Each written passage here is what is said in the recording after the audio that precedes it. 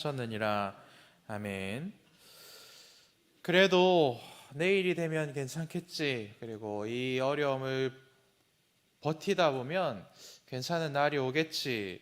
이런 희망적인 마음이 있어야 하루하루를 살아낼 수 있는 원동력이 되는 것 같습니다. 그래서 우리 조상들은 속담으로도 지구멍에 해 뜰 날이 있다라고 이야기를 했고, 그리고 쨍하고 해 뜰 날에는 반드시 돌아오겠다라는 그런 노래들도 지어서 불렀던 것을 우리는 기억합니다. 그런데 안타까운 것은 무엇입니까? 사람들의 이러한 외침들은 확신이 없다라는 것이죠. 확실한 보장이 없습니다. 어떻게든 버티고 버티다 보면 그럼 어쩌다 우연이라도 나에게도 좋은 날이 찾아오겠지라는 막연한 희망만이 담겨 있을 뿐이다라는 것입니다. 그런데 오늘 본문 말씀은 어떻습니까? 우리들의 회복과 더 나은 삶을 누구보다 나보다 훨씬 더 원하시고 바라시고 그것을 계획하는 분이 있으시고 그날을 온전히 우리들에게 보물과 같은 선물처럼 베풀어 주실 분이 분명히 있으시다라고 말씀하고 있다라는 것입니다. 오늘보다는 더 나은 내일이 우리들이 알고 있는 속담이나 우리들이 흥얼거리는 노래로 끝나는 것이 아니라 반드시 그날이 오게 되는데, 왜냐하면 그날 우리들에게 베풀어 주시는 분이 있으시기 때문이다 라고 말씀은 분명히 우리들에게 알려주고 있는 것입니다. 그래서 오늘 주시는 하나님의 말씀을 단단히 붙잡고 나에게 가장 귀한 것 주시기를 원하고 바라고, 또한 그것을 반드시 이루어 주시는 하나님만 바라볼 수 있는 믿음의 복을 누리시기를 축복합니다. 축복합니다. 아멘. 조상들의 죄로 바벨론에서 포로로 태어난 스가랴가 이제 네 번째 환상을 보게 되었습니다. 스가랴가 본 것은 여호와의 사자 앞에 선 대제사장 여호수아입니다. 대제사장 여호수아는 학개와 스가랴 사이에 등장하는데 말씀을 읽어보면 스룹바벨과 함께 이스라엘을 이끌었던 가장 유능한 지도자 중에 한 명이지요. 여호수아의 할아버지는 스라야입니다. 예루살렘이 멸망할 때의 대제사장이었고 바벨론 포로로 끌려와서 바벨론 림나에서 죽게 됩니다.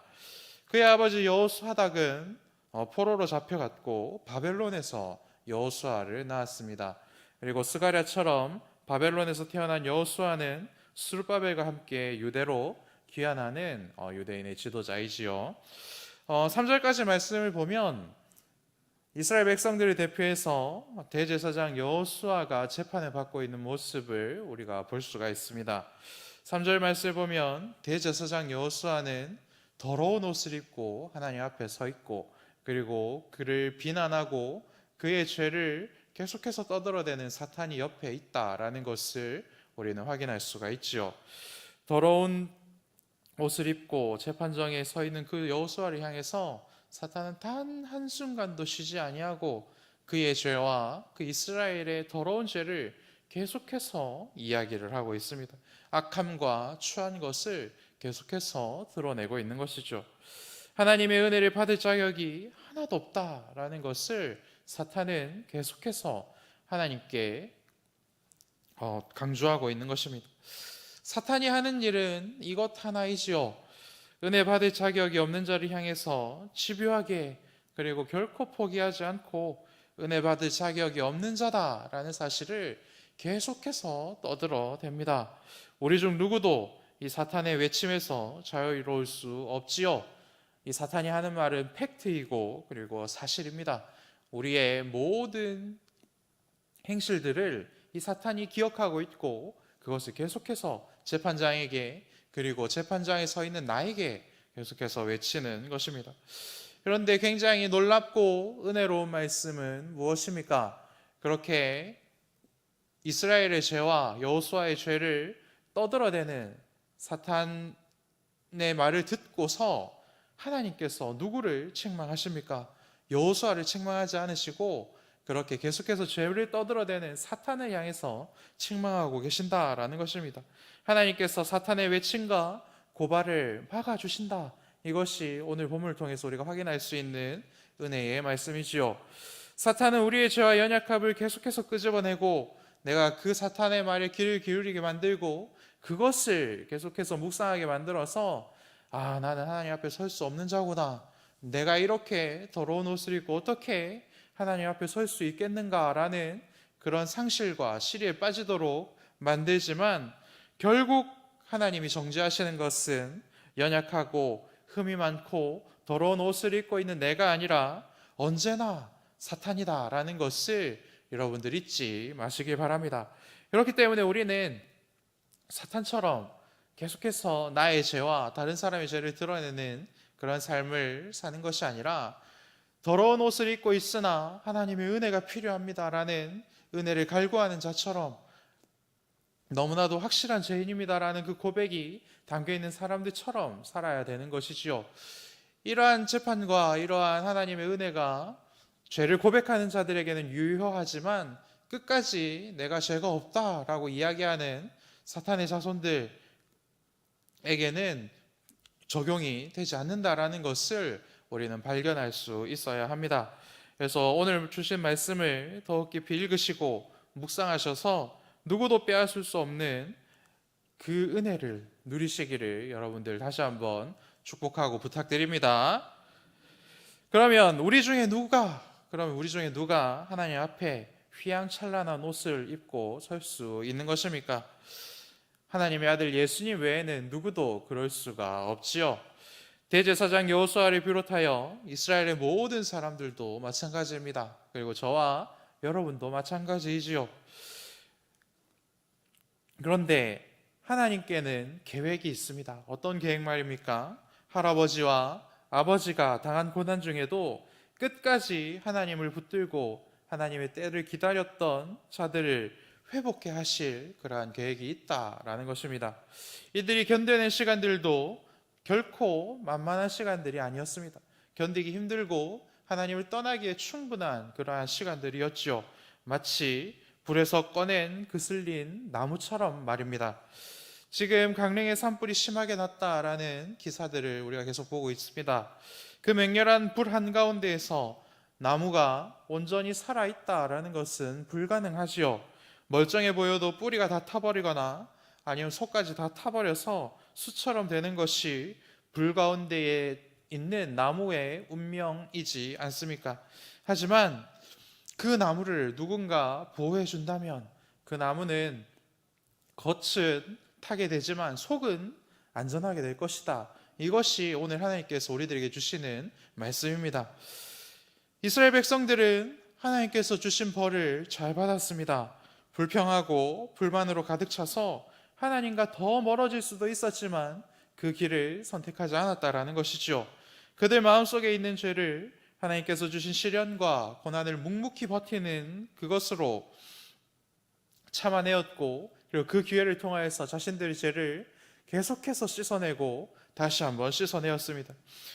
우리도 마찬가지이지요. 우리들도 하나님께서 우리들에게 베풀어 주신 시련과 불같은 고통 속에서 하나님을 더욱 힘을 내어서 붙들고 우리의 죄를 그때 고백하고 우리가 그때 죄에서 돌이키고 하나님 한 분만을 의지하기 시작하면 하나님께서는 나의 더럽고 나의 추악하고 거칠고 거친 껍데기 같은 그런 악한 것들은 모두 다 불에 태워주시지만 연약한 내 영혼은 끝까지 보호해 주시고 끝까지 지켜주시는 분이시다. 그래서 우리를 끝내는 살려주시는 분이시다 라는 것을 여러분들 말씀을 통하여서 기억하시기를 바랍니다. 우리가 하나님이 허락하신 불길로 가득한 고난을 하나님을 의지하여 이겨내었을 때 하나님께서 주시는 은혜는 무엇입니까? 4절과 5절 말씀을 보면 하나님께서 우리가 입고 있었던 그 더러운 옷을 벗겨주시고 아름다운 옷을 입혀주신다. 그리고 또한 그뿐 아니라 우리 머리에 정결한 관을 씌워주신다라고 말씀하고 있습니다. 너는 더러우니까 하나님이 싫어하실 거야. 너 몇 월 며칠 몇 시에 이렇게 악한 죄를 저질렀지. 그렇게 더러운 죄를 짓고 어떻게 하나님 앞으로 갈 수가 있니? 그렇게 더럽고 냄새나는 옷을 입고 어떻게 하나님 앞으로 갈 생각을 했니? 라는 사탄의 꾀임에 여러분 결코 빠지지 않으시기를 축복합니다. 내가 더러운 것을 인정하고 내가 얼마나 악한지를 인정하고 그리고 내가 얼마나 하나님의 은혜가 필요한지를 하나님께 간구하는 것이 우리들에게는 가장 중요하다라는 것입니다. 그렇게만 하면 하나님께서는 더러운 것 투성이인 나를 외면하지 않으시고 오히려 우리들의 죄를 계속해서 드러내는 사탄을 그만해라. 내 다 알고 있다. 하지만 저 친구에게는 아무런 죄가 없다라고 말씀해 주신다라는 것입니다. 여러분, 이러한 은혜를 우리는 모두 다 입어야 하지 않겠습니까? 그때에 하나님께서는 우리들을 좋은 것으로 입혀주시고 거룩한 것으로 우리의 머리에 씌워 주십니다. 가장 좋은 것으로 우리들을 차고 넘치도록 부어주시고 둘러주신다라는 것이죠. 하나님이 입혀주시는 옷과 깨끗한 이 관은 무엇을 의미하는 것입니까? 이 아이는 네가 그렇게 함부로 이야기할 자가 아니다. 왜냐하면 내 자녀이기 때문이다. 이것을 온 세상에 또한 알려주시는 겁니다. 하나님께 내 모든 추한 것을 인정하고 고백하며 하나님을 붙들기 시작하면 하나님은 그때 내 모든 더러운 것을 벗겨주시고 가장 귀한 자로 나를 영광스럽게 만들어주시는 것이지요. 하나님의 사랑과 은혜로 죄에서 그리고 사탄의 이러한 꼬임에서 오늘 이 시간 탈출하시기를 축복합니다. 그런 악한 더러운 죄의 사슬을 끊고 하나님께서 주시는 회복과 하나님께서 주신 좋은 날로 가득하시기를 축복합니다. 그럼 여러분, 우리가 하나님의 은혜로 죄를 용서받고 하나님의 자녀가 되면 그것으로 끝입니까? 오늘 말씀은 그렇지 않다라고 말씀하고 있습니다. 하나님의 자녀들에게 하나님께서 이렇게 말씀하시죠. 이제부터는 네가 내 자녀답게 살아야 된다라고 말이죠. 우리들에게 비전을 주시고 사명을 주십니다. 좋은 날을 주시는 것으로 끝나는 것이 아니라 그 좋은 날을 어떻게 살아야 되는가, 그것에 대해서 하나님께서는 계속해서 말씀하신다라는 것이죠. 용서받고 은혜받고 하나님의 자녀가 되었으니 지금부터가 진짜다라고 하나님께서 말씀하고 있는 것입니다. 그럼 여러분, 하나님의 자녀들이 해야 할 일은 무엇입니까? 오늘 말씀을 보면 하나님의 도를 지키고 하나님의 규례, 하나님의 말씀을 지키는 것이 가장 중요하다 하나님께서 말씀합니다. 하나님 주신 말씀대로 우리가 이 땅을 살아갈 때에 하나님을 사랑하고 그리고 또 하나님께서 내게 보내주신 이웃들을 사랑하는 것이 우리들의 가장 중요한 일이죠. 그것을 잘 지켜 행하기만 하면 하나님께서는 하나님의 집을 다스릴 수 있는 권세를 아들과 딸 된 우리들에게 베풀어 주신다 말씀하십니다. 그리고 또 한 가지 약속하시는데 하나님의 임재를 날마다 경험하도록 만들어주겠다, 충만히 누리도록 만들어주겠다라고 약속하는 모습을 우리는 볼 수 있습니다.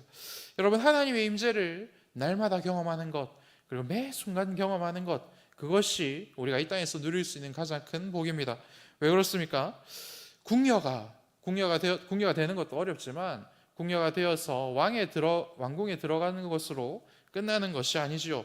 왕의 눈에 들어서 잠자리 수청을 들고 딸이 아니라 아들을 낳아야 비로소 그의 지위와 그의 삶이 이제 평탄하고 순탄하게 되는 것이죠.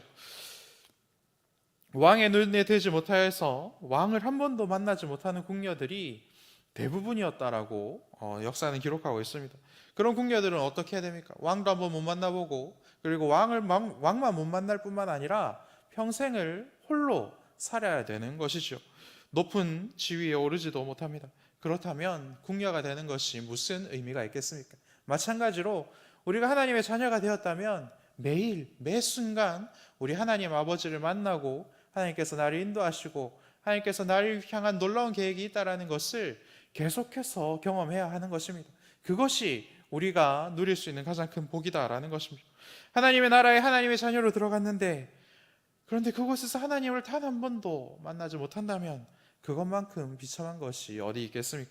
그렇기 때문에 하나님께서는 오늘 우리들에게 말씀 주시는 것이죠. 회개하여 너희가 거룩한 옷을 입고 머리에 관을 쓰고 나의 자녀가 되었다면 그것으로 끝나는 것이 아니라 하나님의 말씀대로 하나님을 사랑하고 이웃을 사랑하며 살면서 어제 우리 수요예배 말씀을 들었던 대로 놀라운 사업을 하시는 그 하나님의 사업에 우리 함께 참여해서 하나님과 계속해서 대화하고 하나님 이 일 어떻게 해야 될까요? 논의도 하고 그리고 하나님께 조언도 듣고 그리고 우리가 실패할 때에 하나님께서 안아주신 그 안아주심도 맛보고 그렇게 살아야 된다라고 하나님께서는 말씀하고 있는 것입니다. 회개하고 거룩한 옷을 입고 하나님의 자녀답게 살기 시작하면 그때 하나님께서는 우리들에게 충만히 임재하여 주시고 그뿐만 아니라 또 한 가지 복을 주시겠다라고 약속하고 있습니다. 그것은 무엇입니까? 이 땅의 죄악을 하루 만에 제거할 수 있는 종, 가지를 낳는 복을 주신다라고 말씀하고 있는 것이죠. 이 예언은 자기 백성을 그들의 죄에서 구원할 메시아 우리 주 예수님을 이 땅에 보내주시겠다라는 약속이지요. 오늘 말씀에서 확인할 수 있었던 대제사장 여호수아는 어떠했습니까? 불 가운데서 꺼낸 그을린 나무와 같다라고 하나님께서 말씀하셨습니다. 하나님께서 보호해 주셨기 때문에 그 속은 건강할 수 있었던 것이죠. 그런데 하나님께서 오늘 우리들에게 약속하신 유일한 대제사장이신 예수님은 어떠합니까?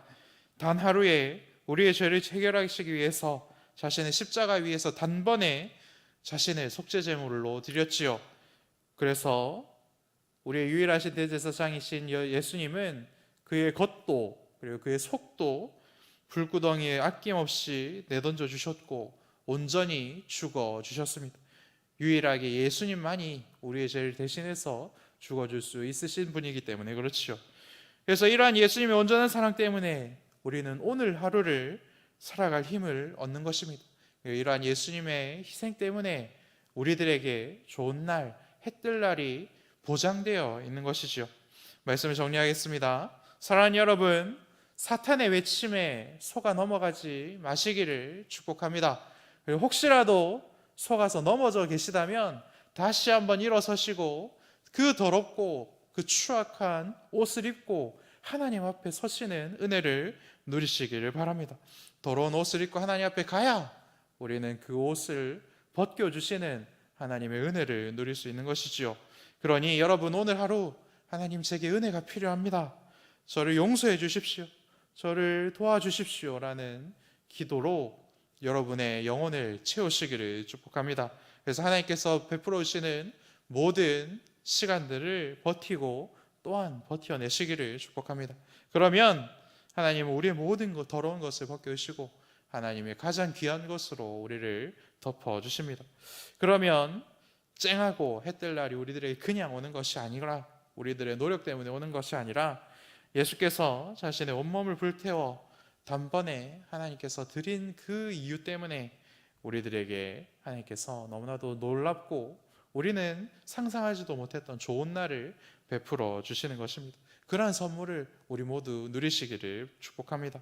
그래서 예수님께서 베풀어 주신 눈이 부시도록 아름다운 해 뜬 날을 말씀과 기도로 채우고 살아내는 복을 이 시간 오늘 충만히 누리시기를 축복합니다.